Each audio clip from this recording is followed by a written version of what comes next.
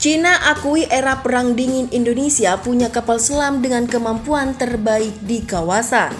Penguatan militer dengan kapal selam baru kini menjadi target Indonesia. Mengingat saat ini Indonesia hanya diperkuat dengan 4 unit kapal selam saja.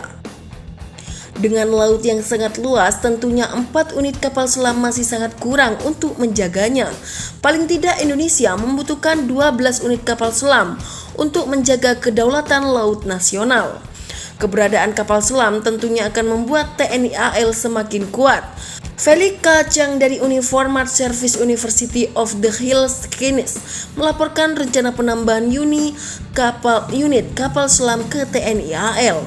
Pada tahun 2021, setelah persiapan yang panjang, Jakarta membangun pangkalan baru di Pulau Natuna untuk 3 kapal selam serang diesel listrik yang direncanakannya. Dikutip dari fbri.org. Kebutuhan akan kapal selam yang modern dan canggih semakin terasa, apalagi Indonesia diketahui punya polemik dengan Cina di Natuna Utara.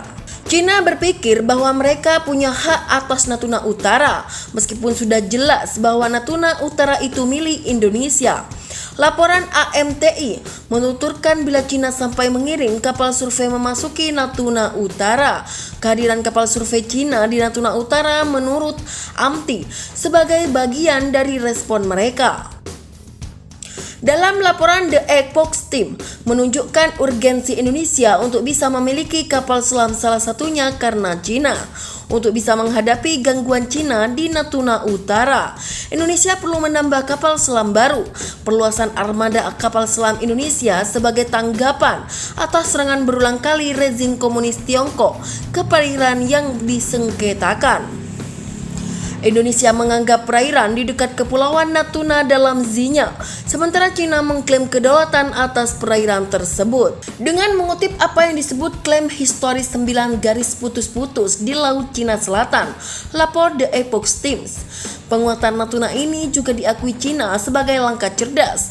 Indonesia sudah menyelesaikan pembangunan pangkalan di Kepulauan Natuna.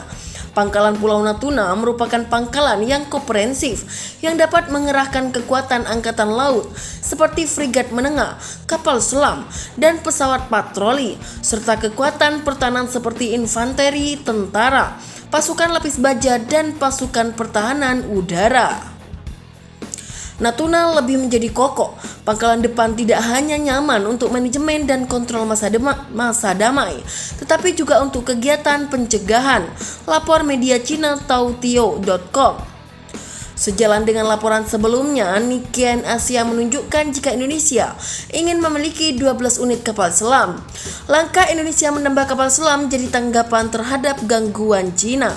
Indonesia bertujuan untuk memperluas armada kapal selamnya sebanyak 3 kali lipat dari lini saat ini menjadi 12 kapal. Langkah itu dilakukan sebagai tanggapan atau serangan berulang-ulang Cina ke perairannya. Jakarta juga akan menambah armada korvetnya imbuhnya. Kekuatan kapal selam Indonesia memang diakui dunia internasional.